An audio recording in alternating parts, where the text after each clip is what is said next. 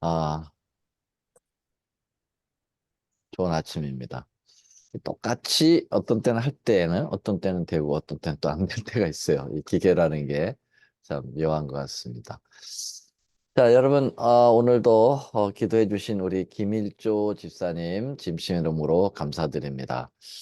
아, 오늘은 다니엘 8장 네 번째 시간을 우리 맞이했습니다. 아, 다니엘 8장 굉장히 중요하죠. 다니엘 8장의 두 짐승, 첫째 두 뿔 가진 수양은 우리가 아시는 대로 어, 우리 그 메데 페르시아라고 하는 나라, 그 다음에 서편에서 오는 견조한 뿔을 가지고 나타난 이 짐승, 이것은 알렉산더가 이끄는 헬라 그리스를 표현했습니다. 자, 근데 이 현저한 뿔이 꺾이면서 아, 그뿔 넷이 사방을 향하여 났다. 그렇게 얘기했죠. 알렉산더가 죽고 난 다음에 카산돌, 리스마쿠스, 셀리쿠스, 그 다음에 프톨레미마우스 이 네 장군에 의해서 네 나라가 형성되는 것을 표현한 것이죠. 근데 그중 한 뿔에서 이 네 뿔로 갈라진 가운데 그중 한 뿔에서 작은 뿔 하나가 나왔다. 그 작은 뿔, 이 작은 뿔이 다니엘 7장에도 나왔는데 8장에도 또 나왔다 이 말이죠. 결국 같은 세력으로 우리는 이 다니엘 8장에서 설명해 주시고 계심을 우리는 알게 되었습니다. 근데 이 작은 뿔이 보통이 아닙니다. 예, 정말 어, 남쪽 또 영화로운 데까지 엄청난 세력을 펼치면서 근동 세력을 장악해 나가는 그 이 작은 뿔의 세력이 음, 로마 제국을 나타내기에 넉넉했고요. 그것뿐만 아니라 로마 교황권까지 이 작은 뿔에 설명이 되어 있습니다. 그래서 다시 한번 정리를 해보면 이 작은 뿔은 남편과 동편과 또 영화로운 땅을 향하여 심히 커지고 그것이 하늘 군대에 미칠 만큼 커져서 그 군대와 별 중에 몇을 땅에 떨어뜨리고 그것을 짓밟고 이제 이 부분이 이제 로마 제국과 일치되고 있습니다. 그리고 또 스스로 높아져서 군대의 주제를 대적하며 그에게 매일 드리는 제사를 제하여 버리고 성소를 헐고 이제 군사적인 뿐만 아니라 종교적인 문제까지 터치를 하고 있는 부분이 있죠. 이것이 이제 교황권과 연관되어 있다라는 부분으로 말씀을 드렸습니다. 그래서 예언의 이 평행의 원칙에 의해서 바벨론은 금머리 다니엘 2장과 다니엘 7장이 이렇게 평행 구조를 이루게 되고 그다음에 다니엘 7장과 다니엘 8장이 이렇게 연결이 된다고 말씀을 드렸습니다. 자, 그래서 이 수염소에서 나온 그 현저한 뿔이 꺾이고 작은 뿔이 네 뿔이 나오고 거기 사이에서 작은 뿔이 나와서 온 세상을 또 장악하여 나가는 이 모습.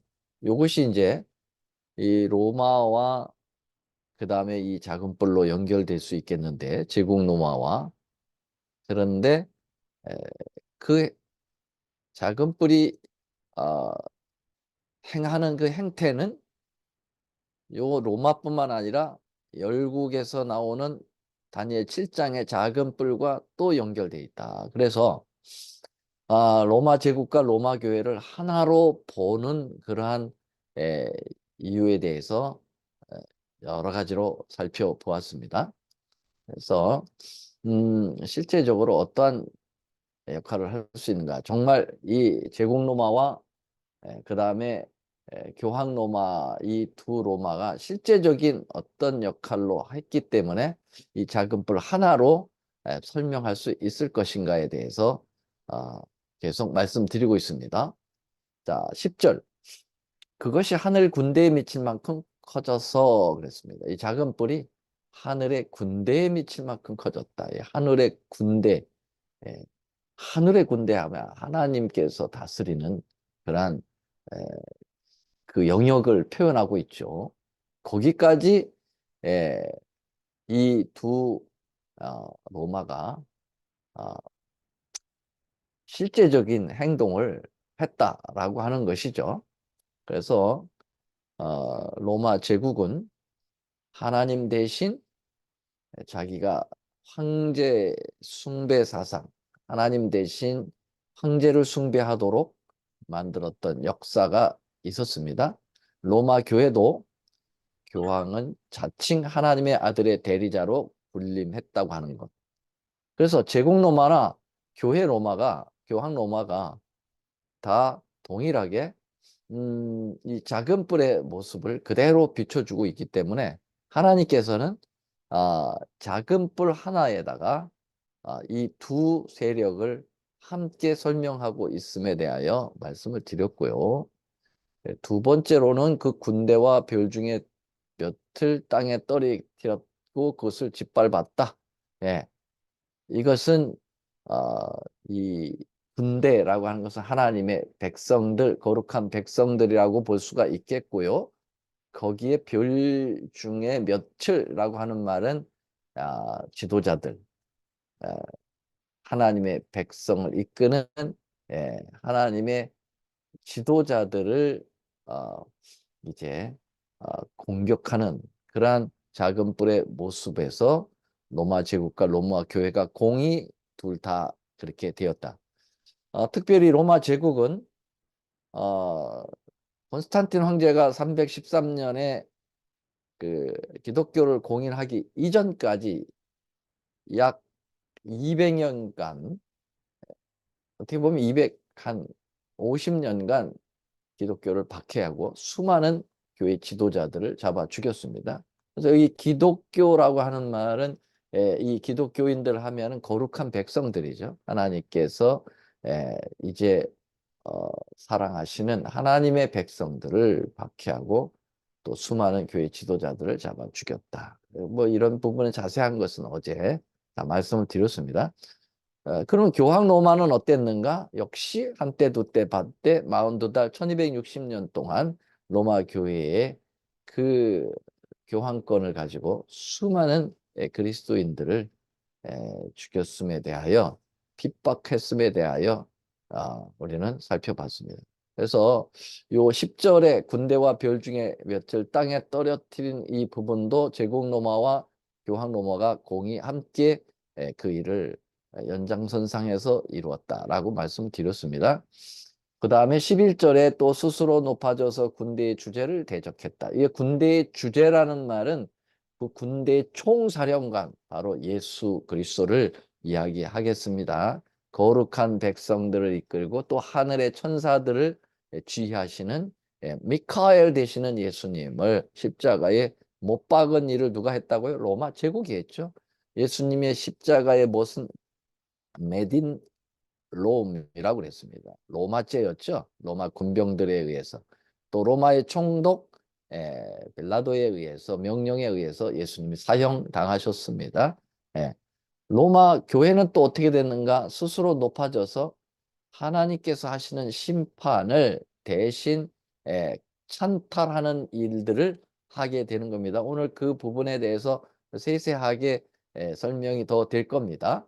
그래서 군대의 주제를 이렇게 대적했다. 로마 제국은 물리적으로 예수님을 죽임으로, 그리고 로마 교회는 영적으로 하나님의 일을 방해함으로 대적하는 모습을 살펴보았습니다.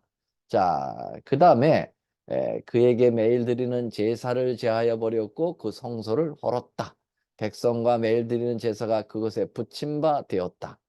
이것도 바로 성전을 파괴하고 그리고 하나님께 드리는 예배를 방해하는 모습이 로마 제국과 로마 교회가 동시에 다 동시라기보다는 같은 그러한 유형의 그 만행을 저지르고 있었죠. 그래서 그리스도를 십자가에 못 박고 AD 70년에 성전을 파괴함으로써 완전히 하나님께 드리는 모든 제사를 어, 정지시켜버리는 그러한 일을 제국 로마가 했고 로마 교회도 십자가 이후 하늘에서 예수님의 그 중보 사업을 미사와 고해 성사로 방해하는 모습을 그대로 표현하였다. 이렇게 보시면 되겠습니다.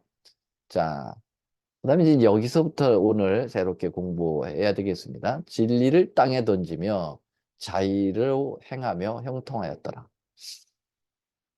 로마 제국은 이 진리를 땅에 던지 여기 진리라고 하는 것은 하나님의 말씀, 하나님의 거룩한 성경 말씀을 진리라고 하지 않겠어요? 그 진리를 땅에 던져버리는 짓밟는 일을 하겠다라고 하는 것이죠.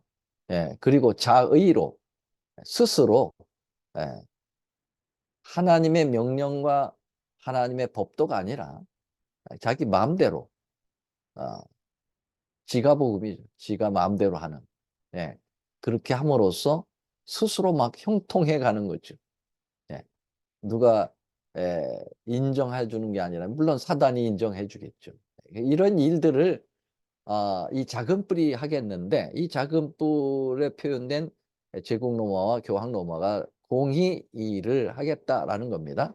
자, 그러면 제국 로마는 어떻게 하나님의 진리를 땅에 던져버렸나요? 네, 로마에는 엄청난 그러한 잡다한 종교들이 집합돼 있었어요. 네. 그래서 태양신을 섬기는 종파도 있었고, 그 다음에 달을 섬기는 종파도 있었고, 뭐 이상한 신을 섬기는 것들이 온통 제국 로마 안에 존재했습니다.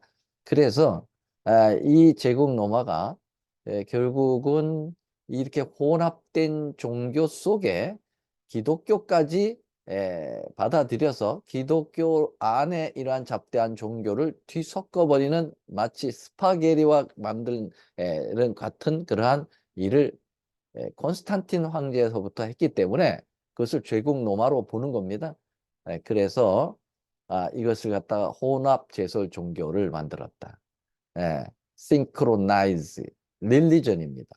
그래서 이런 혼합 제설 종교가 이 로마 제국에서 이루어졌다고 하는 사실을 부인할 수 없습니다. 그것은 분명한 역사이니까요. 그 다음에 그럼 로마 교황권은 어떻게 진리를 땅에 던지며 자의로 마음대로 행하고 하나님의 법도를 벗어버리고 스스로 형통했는가? 너무 많아요. 이 너무 많은 것을 뭐 일일이 다 공부할 필요는 없어요. 네. 그러나 소개는 해드려야 될 것 같습니다. 그래서 이 시간에는 그 부분들을 어떻게 진리를 땅에 던졌는지 그 역사를 하나씩 하나씩 살펴보겠습니다. 자, 작은 뿔의 진리를 땅에 던진 역사입니다. 다니엘 8장 13절을 근거해서 그 역사와 대입시켜 보겠습니다. 364년에 AD입니다. 물론 안식일을 저주하고 그 신성성을 일요일로 옮기는 일을 했습니다. 우리 지난 다니엘 7장에서도 살펴봤습니다. 때와 법을 변개코자 할 것이다 라고 하는 그 예언을 해석하면서 이 부분을 말씀드렸습니다. 스텝 바이 스텝으로 세 번의 그 종교회의를 통해 가지고 결국은 364년 이 라오디게아 종교회의에서 최종 결정을 했죠. 325년에 우리가 아는 그 니케아 종교회의, 그 다음에 사르디카 종교회의, 그 다음에 라오디게아 종교회의 이렇게 걸쳐서 안식일이 일요일로 변경되는 그러한 일들이 이 교황 작은 뿔에 의해서 이루어졌다라고 하는 것입니다. 그다음 593년에는 교황 그레고리 1세에 의해서 연옥설이 소개되었습니다. 연옥설이라는 말은 여러분 아시죠? 성경에 전혀 언급이 없는 겁니다. 사람이 죽으면 육체에서 영혼이 빠져나와서 천국과 지옥의 중간 단계인 램프라고 하는 연옥에 그 영혼들이 모여 있다가 후손들의 어, 그 정성과 또 헌신에 의해서 이 조상들의 영혼도 천국으로 갈 수도 있고 지옥으로도 갈 수 있다 하는 아주 해괴망측한 그러한 이론을 만들어낸 거예요. 이게 연옥설입니다.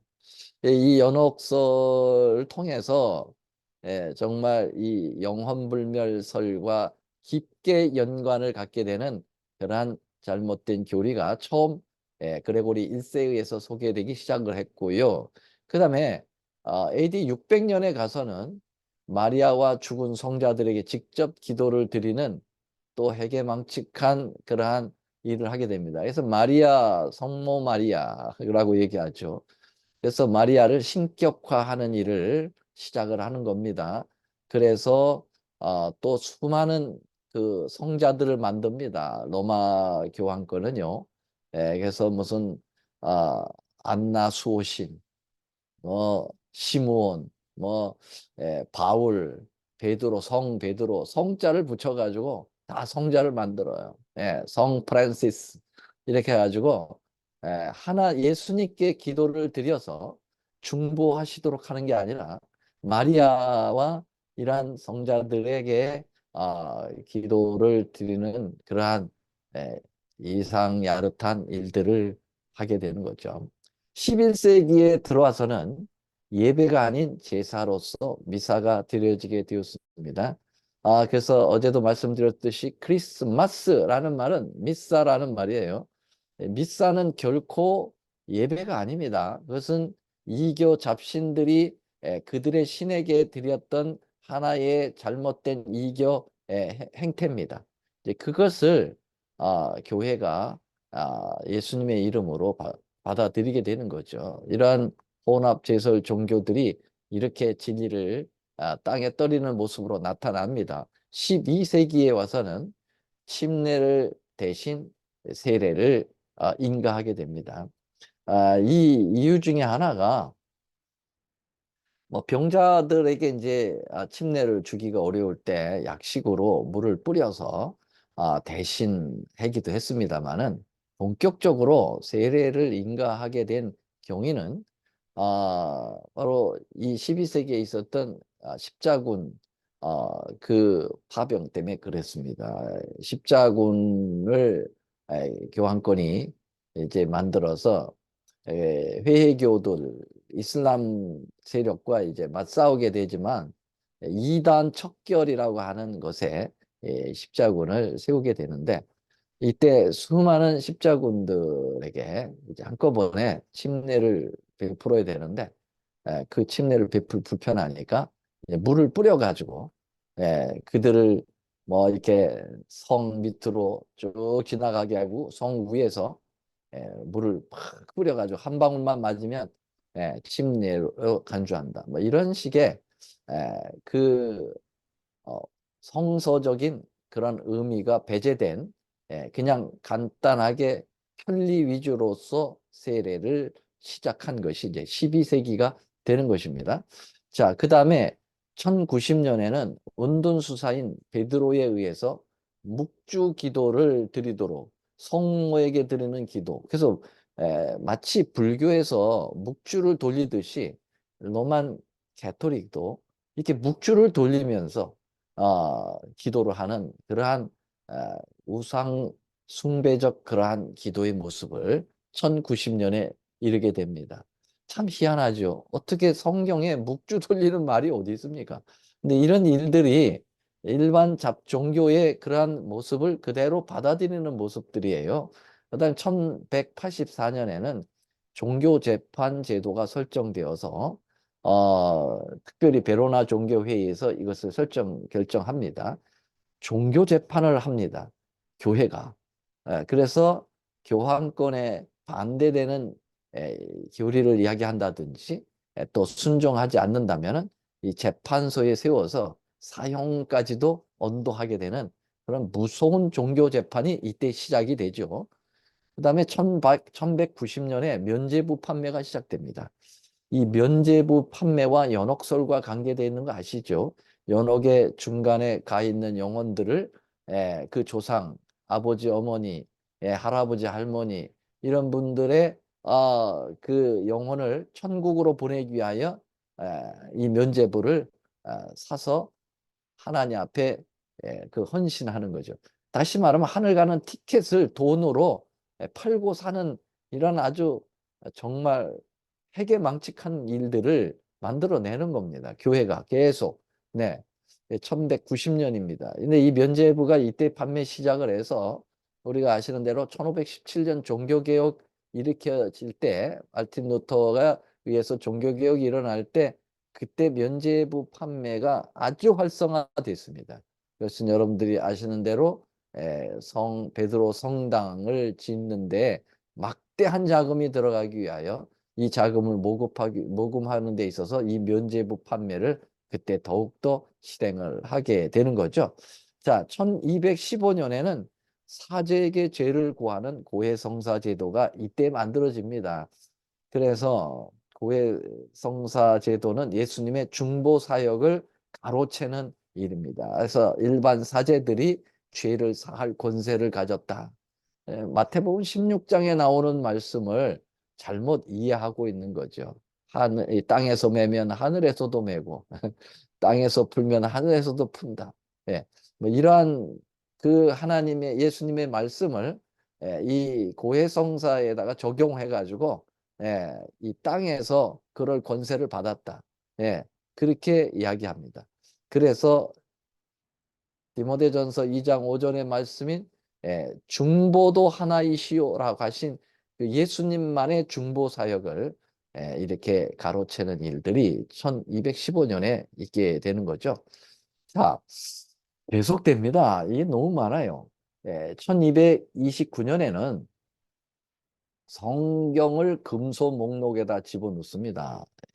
참 이루 말할 수 없는 일이죠. 어떻게 하나님을 믿는다고 하는 그러한 교회에서 하나님의 성경을 못 읽도록 하는 게 어디 있습니까? 예. 근데 당연히 그 분명한 역사 속에 발렌시아 공의회에서 이것이 결정됐어요.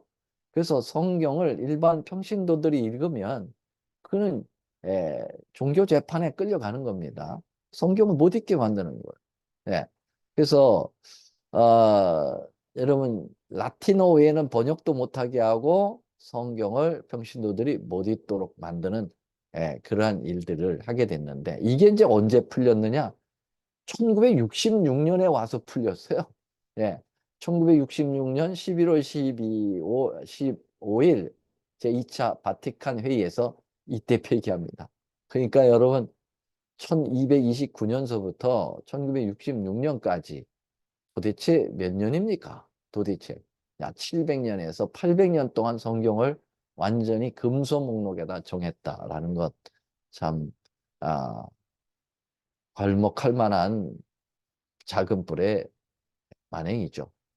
1439년에 아까 1110년에 있었던 그 연옥을 소개했다고 그랬죠. 그레고리 있을 때 이 연옥을 정식 교리로 선포했습니다. 플로렌스 종교회의에서. 그래서 모든 이 교리는 하나님 말씀을 근거하는 게 아니라 다 이렇게 회의에서 결정합니다. 인간들이 모여서 손들어서 회의로 결정합니다. 어찌 이런 일이 있을 수 있을까요? 네. 그것을 정당화하기 위해서 1545년에 교회의 전통이 성경과 같은 권위를 갖는다고 선언합니다. 예. 이게 성경을 사실은 같은 권위가 아니고 성경 위에 교회 전통을 놓습니다. 솔직하게 얘기해서. 그래서 교회는 성경을 마음대로 바꿀 수 있다. 교회가 성경을 정한다. 이렇게 하게 되는 거죠. 그 근거의 역사를 보면은 얌미야라고 하는 2세기에 있었던 교부들에 의해서 성경 정경을 이제 취합하는 일에 이것을 이제 빌미로 그들은 얘기합니다. 그것은 하나님의 거룩한 성령에 의해서 있었던 역사입니다. 그래서 초창기 교부들이 그리스도의 지도자들이 기도하며 성경을 이제 에, 구약과 신약, 신약은 구약은 39권, 신약은 27권, 66권의 이 정경을 이제 결정하는데 얌미야라고 하는 그러한 교부들의 모임에서 했기 때문에 그게 교회다 이거예요. 그래서 교회가 성경을 마음대로 할 수 있다라고 하는 것을 그렇게 잘못 오해를 또 하면서 일을 하게 되는 거죠. 자, 그래서 1546년에는 영감받지 않은 경해서를 성경에 포함시키는 일을 합니다. 외경세죠, 외경, 경해서. 그래서 여기에 뭐, 그 도마서도 있고, 뭐 여러 가지가 있습니다. 근데 그것은, 어, 사실은, 그 성경 66권의 조화가 되지 않는 많은, 그러한 경해서가 있는데, 이것은, 로만 캐토릭은 이런 것들 다 포함시킵니다. 자, 그 다음에 1854년에는 교황 피우스 9세가 성모 무오시 수태설, 이게 다시 말하면 교황은 성모 마리아는 예수님을 잉태했을 때 성령으로 잉태를 했는데 마리아의 그 자궁도 죄가 없었다. 다시 말하면 마리아는 죄가 없다. 이 말입니다. 예.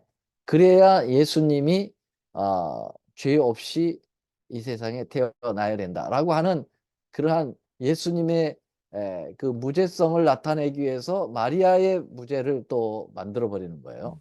그래서 마리아가 이제 신이 돼버리는 그러한 상황이 구체화되고 있는 거죠.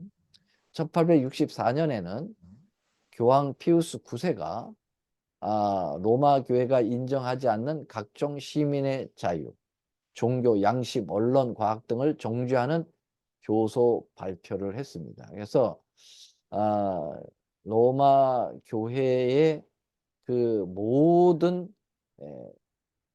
그 영역에 있어서 일치를 보이지 않는 건 무조건 다 정죄를 하는 겁니다. 네. 로마 교회가 과학도 인정을 해줘야 되고 언론도 인정해줘야 되고 양심도 인정해줘요. 물론 종교는 당연히 인정해야 되는 거예요. 교황권이 인정하지 않는 과학은 과학이 아니라 여러분 그래서 여러분들이 아시죠? 갈릴레이가 아, 그 지구가 움직이고 예, 바로 지구가 돈다라고 하는 것 이것을 이야기해가지고 정죄받았잖아요. 교황권에 의해서. 그래도 지구가 도는 걸 하는 그 유명한 말이 바로 이때 아닙니까? 그래서 이 참으로 모든 영역까지 다 이 진리를 예, 부정하는 그런 모습들을 보게 됩니다. 1870년에는 교황 무호설이 선언됩니다. 바티칸 종교회의에서. 교황은 죄가 없다는 거. 교황이 죄가 없습니까? 그러면 로마서 3장 10절 의인은 없나니 하나도 없다. 로마서 5장 12절 5장 12절에 보면은 한 사람으로 죄가 들어오고 그 죄는 모든 사람에게 이르게 되고 모두 사망에 이르렀다 라고 하는 그것에 해당이 안 됩니까? 네. 이런 성경을 다 모두 무시하면서 교황의 죄가 없다고 하며 교황을 신격화하는 일이 1870년에 있었습니다. 1950년 최근이죠. 예, 1950년 교황 피우스 12세가 성모 몽소 승천서를 선포했습니다. 이건 뭐냐면 성모가 이제 하늘로 승천했다는 거예요. 모세가 이제 하늘로 부활해서 승천했다고 하는 유다서에 나오는 말씀을 아마 생각을 했나요? 성모가 마리아가 부활해가지고 하늘로 승천해서 하늘에서 지금 모든 그 성도들의 기도를 어, 받아서 하나님 아버지께 올린다. 그러니까 완전히 예수님의 역할을 대신 차고 앉아 있는 모습을 그려나가게 되죠. 아, 대단하죠. 이 교황권의 이러한 이 분명한 역사가 이렇게 있음에도 불구하고 오늘날 가장 강한 교세를 가지고 세계를 주무르고 있었다고 하는 것은 정말 아이러니한 것입니다. 그리고 어떻게 진정한 신앙을 성경에 입각해서 하고 있는 일반 개신교회의 모든 교회들이 로만 캐토릭에 대하여 반감을 갖지 않고 이제 함께 그들과 함께 손을 잡으면서 예, 형제로서 신앙의 형제로서 그 함께 종교 통합 운동에 함께 손을 잡는가 이해할 수가 없는 것입니다.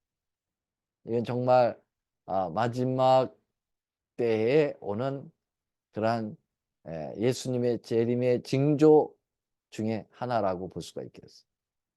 이제 저 계시록에 가서 제가 구체적인 바로 일반 개신교회와 지금 로만 캐토릭이 밀접하게 연관되어 가는 그런 모든 것들을 제가 다 시사적으로 말씀드릴 겁니다. 네, 그때 다시 말씀드리기로 하고요. 어떻든 이 작은 뿔, 다니엘 8장의 이 작은 뿔의 행태 가운데 진리를 땅에 던지는 역사까지도 제국 로마와 교황 로마가 함께 그러한 일들을 이루었다고 하는 것을 분명히 역사적으로 입증해 드렸습니다.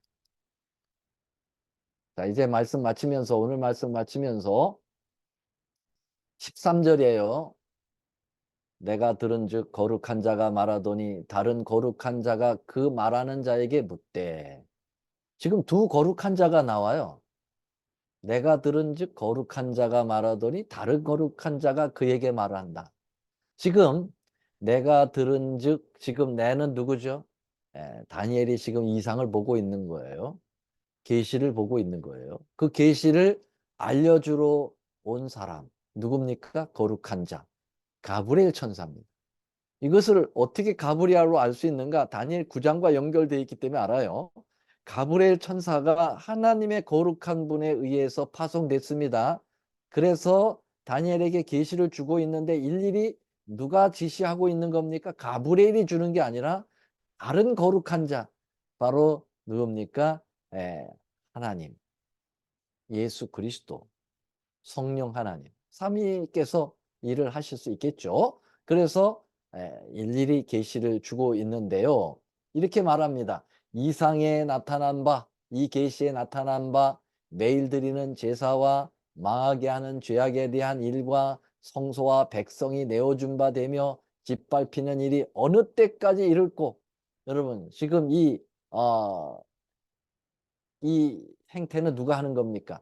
지금까지 공부한 작은 뿌리 한 거 아닙니까? 매일 드린 제사, 하나님의 예배 방해하고 성소 무너뜨리고 백성 죽이고 그런 일들, 제국 로마와 교황 로마, 나중에 이제 제국 로마가 시작하지만 그것이 교황 로마에 연결되어 있는 거 아닙니까? 이런 일이 도대체 어느 때까지 있게 되느냐라고 한 분이 질문을 하니까 그 가브리엘이 질문을 하니까 하늘에서 거룩하신 하나님이 대답을 하시는 것이 바로 그 유명한 뭡니까? 2300주야에 대한 그 14절, 13절의 이 질문에 대답을 하시는 겁니다. 그가 내게 이르되 그 2300주야까지니 때에 성소가 정결하게 함을 입으리라 하였느니라. 예, 이 놀라운 다니엘 8장 14절의 2300주야가 이제 언급이 된 겁니다. 자, 이제 우리는 내일서부터 2300주야의 이 예언에 접근해 가겠습니다. 굉장히 긴 예언이고요. 성경에서 나오는 가장 긴 예언입니다. 그리고 시간적인 예언으로 마지막 예언입니다. 이 예언 이후에는 있을까요, 없을까요? 정해진 시간이 없습니다. 그래서 이걸 갖다가 남은 때가 없으리라 라고 하는 그 부분은 뭐 예수님 재림하실 때가 가까웠다라는 그러한 의미보다는 그 말씀은 2300주야 이후에는 정해진 예언의 기간이 없다는 거예요. 이제는 그 이후로는 언제든지 예수님이 오실 수 있다는 표현을 하고 있는 겁니다. 예, 2300주야 이전까지는 결코 예수님이 오실 수 없어요. 왜냐하면 그분 예수님이 그 정해진 시간들을 스케줄을 다 얘기해 놓으셨기 때문에 그게 재림의 스케줄이었거든요. 그러니까 2300주야 이후에야만 예수님이 오시는 거예요. 자, 그래서 이 2300주야 굉장히 중요한 예언입니다. 성경에서 가장 핵심적인 예언이라고 볼 수 있을까요? 자, 이에 제7안식 예수 재림교회가 탄생하는 산실이 바로 이 다니엘 8장 14절입니다. 그렇다고 하면 우리는 지금 다니엘 가장 한복판에 가장 예언의 절정에 지금 와 있다. 여러분들이 빠지면 되겠어요, 안 되겠어요? 천추에 한이 맺힐 겁니다. 빠지시면 안 돼요. 이렇게 자세하게 분명하게 말씀드릴 때 확실하게 여러분들이 배우시고 진정한 아, 예언을 가진 하나님의 백성으로 우뚝 서시게 되기를 간절히 바랍니다. 오늘 말씀 여기서 마치겠습니다.